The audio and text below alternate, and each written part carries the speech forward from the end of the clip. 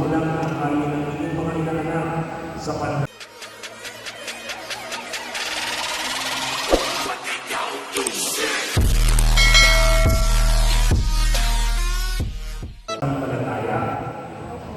Opo. Bilang kinagawan ng sambayan ng Kristiyano, ikinagagala mong tanggapin ang inyong mga anak sa pamamagitan ng pagtuturo sa kanilang buo. Lalapitan ko na ni Father ang mga batang binigyan, mamartahan ng krus ang kanilang loob bilang pagtanggap sa kanila sa sambayan ng Kristiyano. Kaya pinahalian ko rin kayo mga magulang, mga ninong at ninang, pagkatapos kurusan ng pari ang buo ng bata, ay naman magtuturo sa kanilang loob para sa aking pagtanggap sa kanila. So, kaya hindi lang po yung gagawin ko, ang nilapilan ko ang bata. So, inuulit ko po ang tutusan na natin ito ay mga batang binigyan. Yung mga binigyan na, hindi na po natin sila pinagtutusan ito sapagkat sila ay bahagi na ng sambayan ng Kristiyano. Yung mga binigyan na ang ating tutusan sa kanilang loob. Ang pangako ng binigyan, napapanikuran ng lahat ng kasamahan at kasalanan. Sa pagkakataon ito, hindi ay pahayag ninyo ang kasagutan sa mga sumusunod na katanungan. Mga magulang, ninong at ninang, pakisagot na po ang katanungan ito ng malakas at ayos, may katapatan at may liminal. Mga magulang, ninong at ninang, itinatakwil na ninyo si Satanas. Opo, itinatakwil namin. Kung hindi nakasagot, ay kanyang sabihin ninyo. Itinatakwil ba ninyo ang kanyang mga gawain? Opo, itinatakwil namin. Itinatakwil ba ninyo ang kanyang mga akit? Opo, itinatakwil namin. Mga magulang, ninong ang ninang, sa Diyos ang makapangyarihan sa lahat ng nagawa ng langit at lupa. Kayo ba ay sumasampalataya? Opo, sumasampalataya kami. Kay Jesucristo, isang anak ng Diyos, Panginoon natin, ipinanganak ni Santa Maria Magdalena, ipinako sa krus, namatay, inilibing, muling nabuhay at nanunungkot sa kanan ng Ama. Kayo ay sumasampalataya. Opo, sumasampalataya kami. Sa Espiritu Santo, sa banal na simbahang Katolika, sa kasamahan ng mga banal, sa kapatawaran ng mga kasalanan, sa muling pagkabuhay ng mga namatay, at sa buhay na walang hanggan, kayo ay sumasampalataya. Opo, sumasampalataya kami. Sa pananampalataya na marangal natin ipinahayaan, ating ikawal ang sakramento ng binyag sa pamamagitan ng Jesucristo, kasama ng Espiritu Santo, magpasawalang hanggan. Amen. Kaya po, ganito po gagawin natin. May talagang mabuti para alam ninyo ang gagawin natin paglaban dito. Isa-isa po natin silang bininyagan. Hindi muna natin dadalhin ang damit pamilya at ang pagmila. So kapag po may mga nakamit sa damit ng bata na hindi sa Kristiyano na naglalagay, isipin natin ito. Hindi na po yan.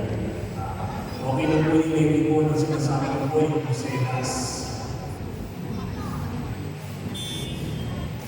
Yung po mga Joselas na kinakating nyo, yun po yung sinasabi ko na aalisin. Yun po yung mga paniniwala natin ng Kristiyano. So ang gagawin po natin, lalapit po tayo ng isa-isa, itatanong po ang pangalan ng tama.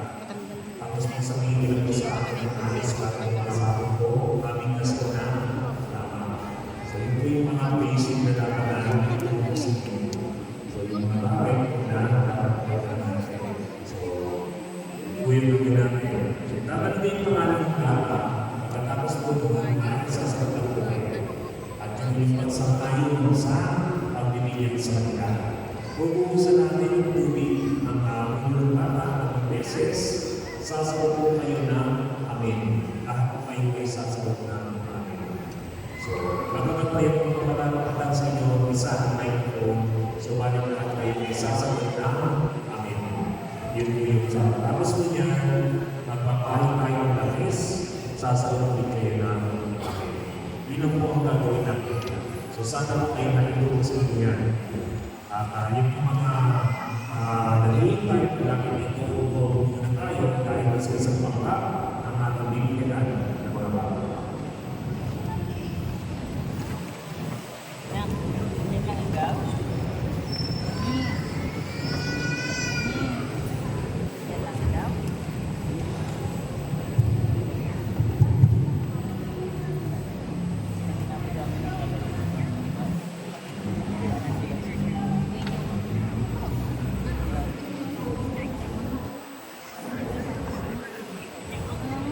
Talaga ba po ba sa loob na si Rick Sire ay mabigyan ng buhay ay sa pinabayag ng ating pananampalataya?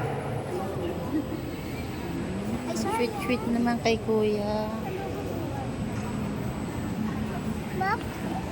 Rick Sire, ibigyan kita sa pananampalataya ng anak ng Espiritu Santo.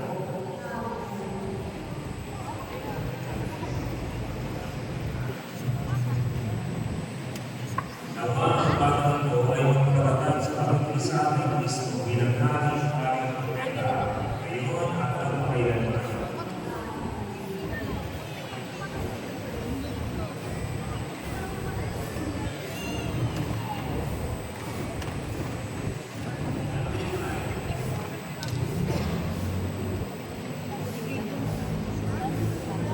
Talaga magbukas ang Cecilia Jubilee, pinagyan uwi ay sa pinapahayag ng ating pananampalataya. Sa ayon ba na kayo?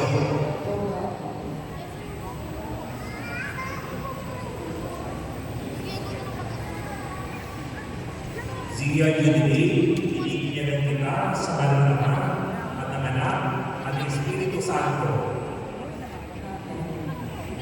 Ayun po sa nawa ang Panginoon ay magpatatag sa pakikiisa ng Kristo bilang hari at propeta ngayon at magpakailanman.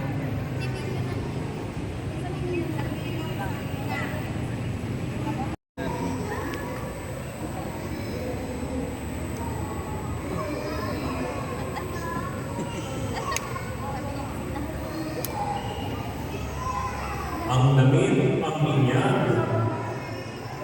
ay tanda ng muling pagsilang kay Kristo ng natiling karangalan ng mga anak ng Diyos. Naway manatiling bukas sa walang paibuwis ang kanilang karangalan hanggang makakanila ang buhay na walang mahambal. Amen.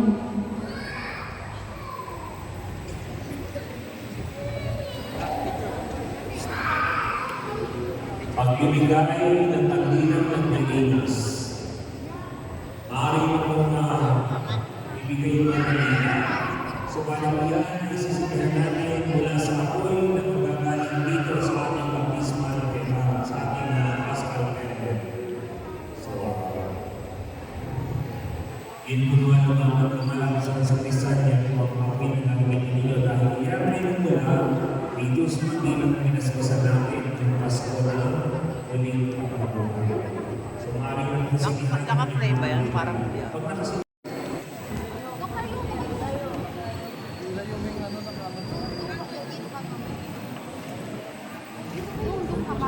Kayo pala yun.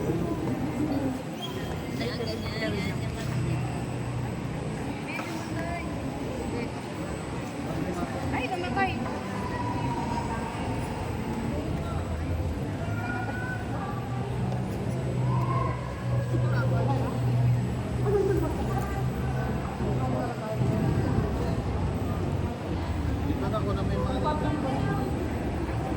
Yellow Nina. Man. Iharap tayo sa lampayan. Di ba po ito ang salita kung hindi lang po.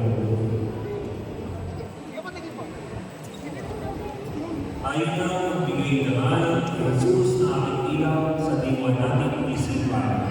Si Yesu Cristo ay nabuhay, siya ay ating kaliwanagan. Pakiulit po yun.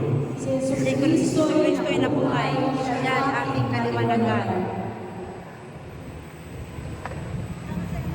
Ang ilaw na ito ay tanda ng liwanag ni Kristo na tinanggap ng mga bagong bigyan. Sa tulong ng mga magulang, Ninong Armina, naway magpalagpo sa kanyang puso ang diwa hanggang sa pagbalik ni Kristo ang ating Panginoon.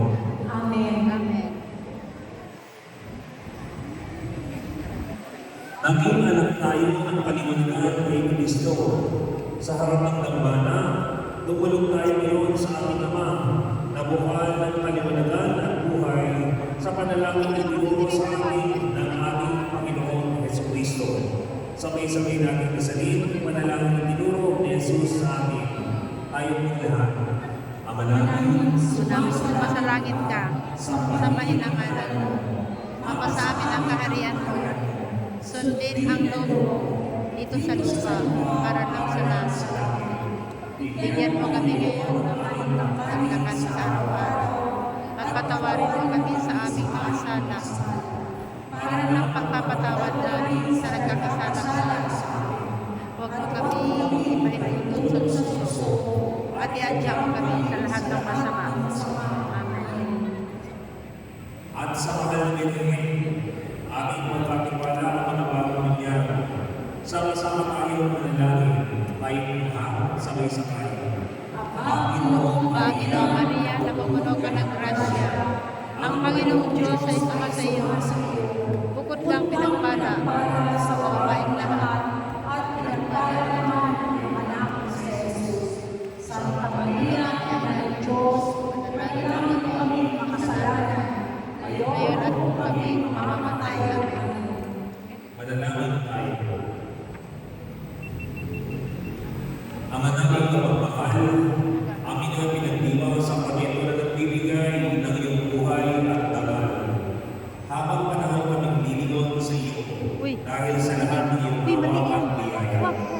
Pag-inapatin mo kami ng mga magulang, Panginoon at ninang, ay manatiling matapat sa aming mga pinangako. Sabi niya, inilulog namin ito sa pamamagitan ni Jesus Cristo, kasama ng Espiritu Santo, ang pasawala ng hanggan. Amen. Sumayin niyo ang Panginoon. At sumayin na rin Pagpalain kayo ng pinapal sa ngalan ng Ama, ng anak at ng Espiritu Santo. Amen. Sa pagpili ng unang pakikinabang, dapat ipasin ang aming pinasimulan. Ihanda niyo sila sa pagsapit ng pagtanggap ng araw ng masipatid.